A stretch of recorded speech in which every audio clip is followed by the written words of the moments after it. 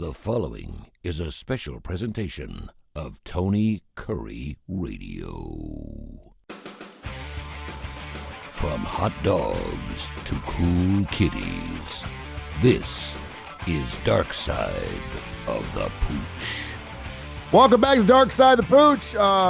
My son, you heard him, he was just in the studio before he just abruptly left, and he just got nipped at by his 9-year-old Australian Shepherd, and, you know, he teases the hell out of the dog. He blows on it. He gives it Zerberts, you know, and the only way he'll stop is if the dog licks him in the face. So he knows to lick him right in the mouth, and he'll stop long enough. And then, of course, he goes, and I was like, give your dog a break now. You're going to get on his nerve. And God love that dog. It's got a huge amount of patience. But he did just take a nip at him. Now, we took him for a walk Sunday, 7 miles. We were in the neighborhood, and we were just walking, and we were both feeling really good. And I said, I can walk until it gets dark if you want to. And so we just kept walking. We kept walking. I had this little app, and I looked down, and we ended up going 6.9 miles. And I said, man, dog's going to sleep good tonight. And then the next morning, he seemed like he was having a hard time getting up and downstairs. My first question to you is, can you wear a dog out? Absolutely. Yeah, they can get sore. Okay. Just like we can. So I just made him sore because he's been kind of in a weird, like he's laying in the middle of the floor in different areas of the house, which he normally doesn't do. Like he just can't get up. But today he's much better now. He's running all over the place. Now, if it happens every time you go on a walk, especially if you do it consistently, because you think like us, you know, you get back into working out. And I know you walk your dog all the time, so it's not like, you know, this is a new thing for him. Yeah. But consistent exercise shouldn't make you sore every time you do it. If it does, there's something wrong. Okay. So if you do the same thing consistently and he's still acting that way, then, you know, you may have something going on. Yeah, I need to bring him anyway. He's due for his annual, but he kept after we got to about mile 4, he kept pulling me towards the shade. It was 80. It wasn't hot on Sunday. It was a nice day, Easter Sunday. And he kept pulling me towards the sun, and I would let him go, and he would just lay in the grass, you know, for a good 10 minutes. Then he'd get up and start walking again. But it's the first time I've seen him act old.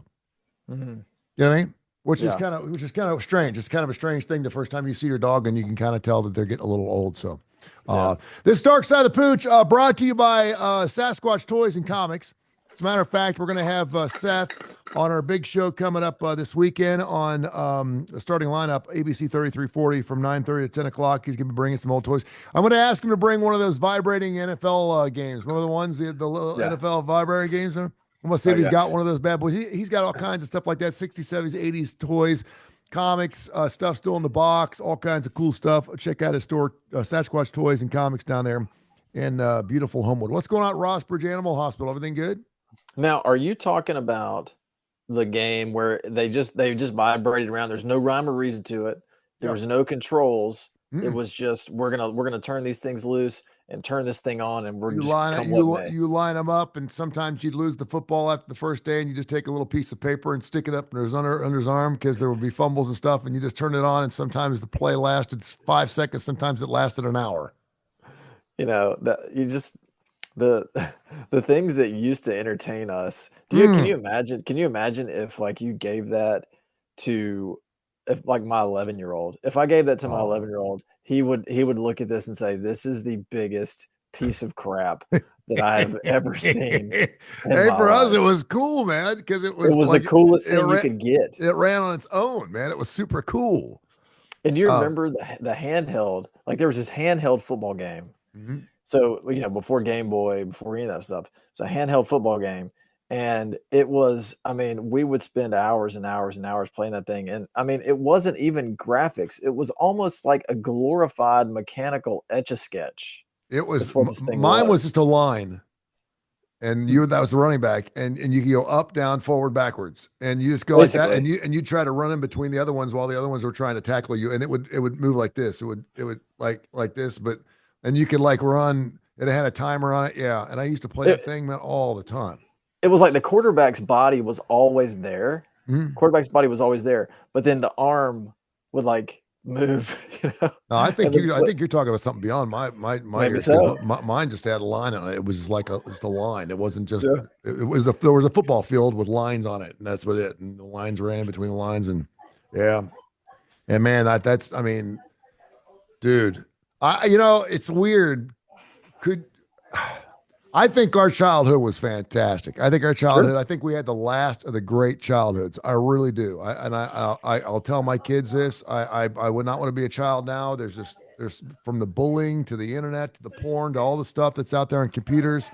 We didn't have any of that stuff, and I'm not saying that we're better off now than we were, but I'm so glad that we didn't have, because I mean we got up the bus at 3:15, man. I was out playing till dinner time, and then we were back out until 9 o'clock at night, and that was it. I mean it didn't matter if it was raining or not. We were out playing. We were getting after it on our bikes and stuff, and that's what we did.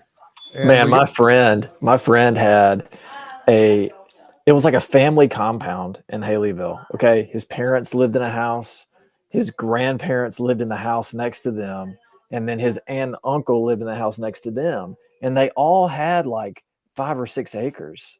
wow, So, I mean, it was just like we could go out and we would make like we would either take little plastic guns out, we dress up like army men, or we would make stuff out of sticks. And man, we were out there all day, like all well, day long. It was like 30 acres of no holds barred. And we would make like old rusty swings. We would turn them into like that was the basketball goal because we could dunk. It was low enough yeah, where we could dunk. mhm, So we would just take a ball and that old rusty like swing cage was the rim. yeah. And man, I'm talking hours until we got blisters on our hands. We were being Jordan. I It was know. crazy. I know, man. It was just yeah, we make great we had this thing called handball. It was just a blue ball in our hands, and we'd hit it up against a wall, and we'd have like I have a bracket. We'd have like 6 or 7 guys come over. We played handball, and we made up our own rules as we went, and we just hit the ball up against the side of the house for like 6 hours. That was it, man. And kids Uh will still do that. Like kids, my kids will still do that if you give them the means to do it. yeah. Or if you And then they say that's the best thing to do for your kids with summer coming up. Let them get bored. We're trying to give kids they VBS things. I'm not saying some of it's not fine, but I mean, we're looking at the summer calendar and we're like, okay, this week we're on vacation. Okay, what are we gonna do this week? What are we gonna do this week? Just let them be bored as hell. Let them sit around. They'll figure something out. They'll go. They'll meet somebody in the neighborhood. They will figure something out. But our kids don't get bored. We try to keep them so interested in so many things, and it's not good for them. They need to fit. That's where they learn a lot of things when they get bored. So yeah, That's right. great time, man. We got lots of emails questions to get into, a ton of email questions. Info at TonyCurryRadio.net. Listenership is through the roof, by the way, which is fantastic. So we're going to try to get through as many of these as we possibly can. 208-0301, 208-0301 at rossbridgevet.org.com. Check out the website, and of course, on Facebook as well. And we'll find out if, what are you smiling at? We'll find out if you've had anything interesting going on. Did I say something wrong? No, you add the org to our website every Oh, time. yeah, It's funny. what's Oregon, .net. It's all the same. Dot .gov, rossbridgevet.gov. .gov, yeah, .net, I'm .net. It's all the same. Ted in Birmingham wants us to give a preview of the snake season. We always talk about this every year. It is starting to warm up. The snakes are coming out. It hadn't rained the last few days, so they're looking for something thirsty. How do we know if they're poisonous snakes? How do you know if a fat snake bites your dog? Is it okay? And we know that it doesn't have as much poison in it. You and I have had this discussion. Should we give our dogs mouth to mouth? Should we take it in? Should we leave it alone? What do we do when our dog gets bitten by a snake? Never give a snake mouth to mouth. Okay. So that's step number one. Don't do that. Yeah. Don't give a snake mouth to mouth. I would treat all snakes as poisonous. Yep. If you don't know anything about snakes. Yeah. Like if you don't know anything about snakes, just treat them like they're all poisonous. Most poisonous snakes around here will have a very triangular head. Mm-hmm. Most non-poisonous snakes, it's almost like an oblong head. Yeah. In some ways, it's almost like a lizard, like these green lizards that run around. They almost have the same head as those lizards. Mm-hmm. But poisonous snakes are going to have a very triangular shaped head. Snake bites are worse after the snake has not had a meal for a while. So if you get a snake that hasn't eaten in a few days that bites you, they're going to have a lot of venom. and the complications from the bite are going to be much worse. Yeah. If they have if they have eaten recently, then you may be lucky enough to have a dry bite where they don't give you any venom. Okay. Um, there are Talk about some of the symptoms. We've all had the dog that came up from the backyard and it just starts acting really bizarre and strange. It doesn't move, and normally you will see. Sometimes you can actually see the puncture marks of the bite. But talk about that a little bit. So best case scenario, if it is a venomous snake, it'll just be a local reaction where they have a lot of swelling. They'll have a lot of edema, so it's basically kind of a soft swelling. Mhm. There'll be some bruising. They may even have some weeping of that area, not of blood, but almost of like a clear kind of fluid from the pressure that edema or swelling puts on there. Um, you can have a range of local tissue necrosis or death, depending on how bad the bite is. Um, they may have none, or they may lose a lot of skin. They call it sloughing. So, Sloughing. sloughing, yeah. So, a Okay. lot of their skin may actually bruise so bad that it dies. Okay. But the systemic complications you can have, they can have some clotting issues, which can create really tiny microclots everywhere, and that's usually how they can die. They can form an embolism or a blood clot, um, and that's cardiovascular things, respiratory things are all kind of caused by that cascade of having a clotting problem. Okay. So that's where you get into trouble. So we've talked about this. So I've learned, and I've actually taken my dog. I had Freddie dog. He got bitten in the backyard, on the side of the face. You could see he just stood there. You could tell something was going on. You could see he was bleeding from the lip. And of course, I took him to an emergency place. This is before we started the show. I would have called you first, but you weren't even open. It was like a Sunday night at 7 o'clock or whatever. And I took him to a place, and they were like, "Okay, are you giving us permission to give him mouth to mouth resuscitation?" And I said, "No." And you remember my story with Freddie dog? I was like, "No, there's a great dog, but first of all, I never heard of that." And I was like, "No," because it was going to be like another $1,500. They wanted to keep it overnight. But then after having a conversation with you, the king of all veterinarians, you were telling me as long as the dog has not appeared, it looks like it's incredibly uncomfortable, let it go for a day or two and just make sure it's okay. You can do that. Yeah. I mean, It's not gonna y the bite's not gonna kill the dog, is it? Usually? no, no, no, not usually. I've never had a dog die of a snake bite. Okay. But what what you want to do is you want to monitor where they were bitten. Mhm. And if you get, really deep purple skin, then it needs attention. If Yeah. they have any problems breathing, it needs attention. It's always kind of good practice to have their clotting times done um, a day or two after the bite to be sure they're able to clot their blood and they're not, overly clotting. They're appropriately clotting their blood. So, Okay. that's kind of the way you approach snake bite. All right. There you go. Info at TonyCurryRadio.net. Info at TonyCurryRadio.net. Tabitha says, I'm allergic to my husband's new cat. Does that mean I'm allergic to all cats? Not necessarily, but probably. And what she's allergic to is the saliva from the cat. The cat Mhm. grooms itself. I think that's one of the She, most amazing things I've learned on the show. You're not yeah. allergic to cats, so there's fur. You're allergic to its saliva. Explain that. It's amazing. Well, that's just where the allergen comes from. It comes from the saliva, in their mouth. Yeah. So there are pet food companies, like big reputable pet food companies that make foods that don't ask me how they work. I don't know. Probably should know, but I don't. But they somehow, some way, they alter, and it's safe. I mean, these dog food companies, they don't make things that aren't safe. Yeah. So intentionally anyway. Um, but it alters the saliva so that we're not supposed to be allergic to it anymore. So look into that if you're so inclined. Okay. John in Hueytown says that his dog is in heat, but the male is not interested. How can I get my dogs to mate? Um, Outside making a nice dinner well, and maybe some I soft was music. I was thinking of a bottle of wine. Yeah.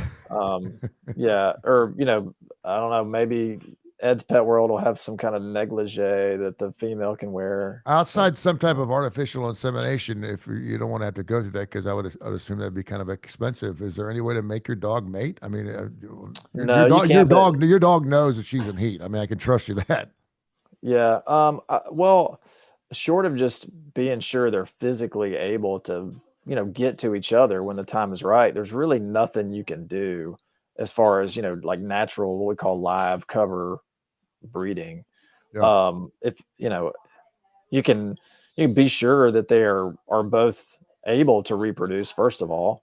Um, and there's certain tests you can run for that. And then if they are, they're still not doing what they need to do, then you can collect the male and inseminate the female. yeah. And then you have the grandis bulbus. You know what it's Yeah. called? The grandis Yeah. bulbus. The grandis bolus. The grandis bulbus. I love that. It's the bulbus glandis. The bulbus glandis. I love the bulbus glandis too. If your dogs are mating and she's screaming, do not try to pull them apart. Yeah. All the Vaseline in the world will not help. Trust me, I know. And you're like, what the hell are you doing? Leave them alone. I'm like, oh, I did not know. Yeah. You Uh, don't like to get interrupted either. no, and well, you'd have to go back 10 years since the last time that happened. So I'm not even going to worry about that, unless you're. Never mind. We've got several emails. I don't bring us up a whole lot because I think we've talked about it before, but several people have asked about dog gas. Dogs all of a sudden got really bad gas. What's up? So gas is always created by, sorry, my phone is trying. This is the worst possible time for my phone to be like recording my wife texting me. So I just want to be sure it wasn't an emergency. So I open it up, right? Yeah. And I didn't close it. Oh, So okay. it's still, You're and recording. so it's typing out a text about dog farts right now. Just don't hit send, baby. Yeah. So gas is created by two things. Well, it's always created by what you eat. So the dog is either eating things that are creating the gas, like food, or dogs also, if they swallow a lot of air, they will have gas. Yeah. So if it's really smelly gas, it's probably something they're eating. If it's just kind of gas and it doesn't really have too bad of a smell, it might be that they're just swallowing a lot of air, either when they exercise or when they eat or drink. Dogs are kind of gassy because their heads are down when they eat and drink. So when Mhm. when they are doing those things, they ingest a lot of air, and so all that air, most of the time it works its way out the back, and so they have a lot of gas. Yeah. But if nothing has changed, and your pet is having a lot of gas, then I would hypothesize that it is eating something somewhere that is you may not know about, and that's Yeah. creating the gas. All right. Info at TonyCurryRadio.net, brought to you by Sasquatch Toys and Comics. For all your comics and toys needs, man, they got everything, and most of it's still in the box. Legos, I mean, you name it, they've got it. It's all kinds of stuff in the 60s, 70s, and 80s, including comics down there. He's got some really expensive comics down there. Sasquatch Toys and Comics down there in Homewood. Check it out. Stephen recently went to a blood mobile to give blood, and he said, I was thinking about dogs. Do dogs have the same type of blood that humans do? Do they have different blood types? And typically, how long does blood last for a dog? I know we're always wanting blood for humans. We're always running out of blood. But how's that work for dogs? How do they need transfusions? Is that something where does it last for months? What's the deal with blood? That's a good question, and Mhm. I mean, they're literally like entire books written on that question. Okay. So, dogs do have blood types. Mhm. They are different. Well, they are different than human blood types. Okay, Okay. some of them are the same, some of them are different. You cannot give a person dog blood, and you cannot give a dog human blood. Okay. Dogs and cats, they do need transfusions. We actually had a dog in here last week that came in. And we may have even mentioned it on the show. I think we did. He came in just out of the blue, very pale, very weak. And this pet actually passed away, but it had a very serious case of an immune mediated disease where his immune system was destroying his red blood cells. Wow. So once we figured that out, he needed to have a blood transfusion, and he Yeah. needed to be monitored before, during, and after that. So once we figured out what was going on, we sent him to one of the emergency practices here, and the emergency practices they actually order blood products, and there are There's fresh whole blood, and that's just you get that from another dog. You can transfuse a dog with it. There's fresh frozen plasma. Plasma is the cells are taken out, and you can use that for different types of transfusions. There's packed whole blood. So there's these different blood products that you use for different things. And so the ER, since they do probably, I can't tell you how many more transfusions they would do than a general person, but it's a lot.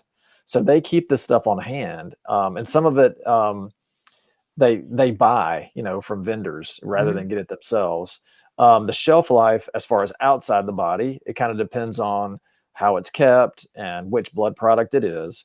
But once you give that to a pet, the life of a red blood cell that you have transfused is actually not very long. It might be a day.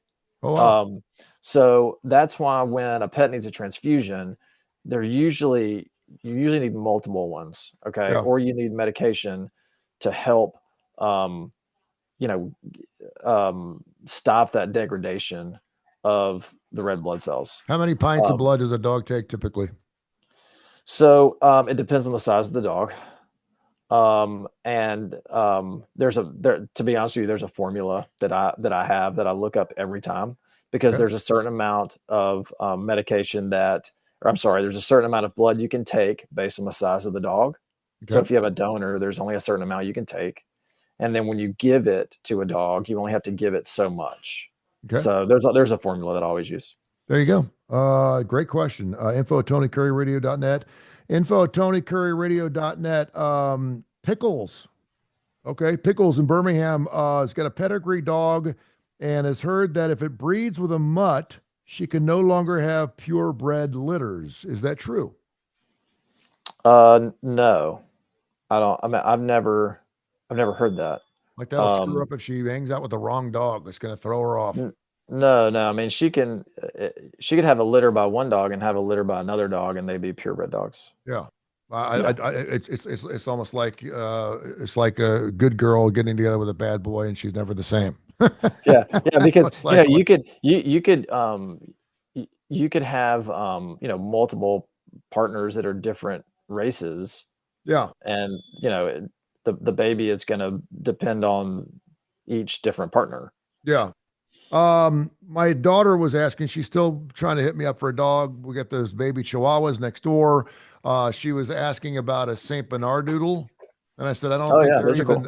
Is there a Saint Bernard doodle? Yeah. Bernie Doodle. Bernie Doodle. Okay. We had a couple of people ask, what's the strangest pair of dogs you've ever seen hook up, and what was the puppy called? I mean, I've seen a lot that are has anybody tried just to artificially, because obviously if you got a dog this big and a dog is 800 pounds, you can't mate them together because they can't get together, but you could artificially inseminate a dog with whatever you want. So well, sure. Is there somebody out there doing that? I know the Russians used to have all kinds of breeding things with monkeys and stuff. They had humans breeding with monkeys and goats and stuff like that. They did not. Did they really? In Kazakhstan, yeah, they had some breeding thing. There were cages of monkeys and they were breeding with human beings to build a better soldier and stuff. But oh my gosh, there's got to be someone out there who's had like a couple of dogs that was thinking, wow, like a wire fox terrier with a Saint Bernard would be a really cool thing. Let's see what happens here. And then just, I mean, it's like spinning the wheel and seeing what comes out. I'll tell you that one of my favorite names and breeds, they're so cute. It's a puggle. It's a pug and a beagle. And they're really cute. And their name is awesome. That sounds like a dog that would stink. Beagles stink. Yeah, their name is awesome. Puggle. It's like cuddle, it's like does it have a pushed up snout like a pug? A little bit, and they have a long tail like a beagle, but it's curly. Really? They're cute. They're really cute. Yeah. Yep. All right. So any other weird like you could take a mastiff and put it with a chihuahua? What would it turn out to be? A chihuahua. I don't think that would chihuahua work. with 3-foot legs. I don't think that would work. No, but what would happen? It would just be another.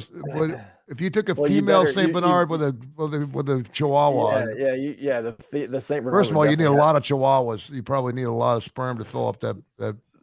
What would happen if you did that? Well, the the or the just big wouldn't dog take. the big dog has to be the female, Yeah. or you're gonna be in trouble. Exactly. You can't have a Chihuahua. I haven't seen, but our puppies. Well, No, you and cannot. this may be one of those things where it's kind of like inbreeding. Maybe life just has a way of saying we're not doing that, right? Maybe she just Yeah, doesn't get pregnant because just because she's inseminated doesn't mean she's going to get pregnant, right? that's true. Yeah, absolutely, it's true. Yeah. So she may just have a miscarriage if you try to like do Frankenstein's monster with your puppy dogs. And I'm having to calculate as we're talking. I'm having to calculate this I'll drug bet you dose there's real an this app or drug somewhere dose where real you quick. take two dogs and link them together and it could tell you what it would turn out to be. There's got to Well, be something out there. if there's not, we should make it. Yeah, there's got to be something out there where you take two different dogs and put them together because everyone would love to see what that would look like. And when we do it with flowers and stuff, why not do it with their dogs?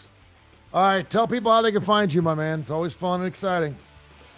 You can call us at 208-0301. You can email us rossbridgeanimalhospital@gmail.com, or you can find us on Facebook. Or .org or .net or .gov. .gov. rossbridgevet.gov. Thank you, brother. I'll catch up with you next week. All right, see you.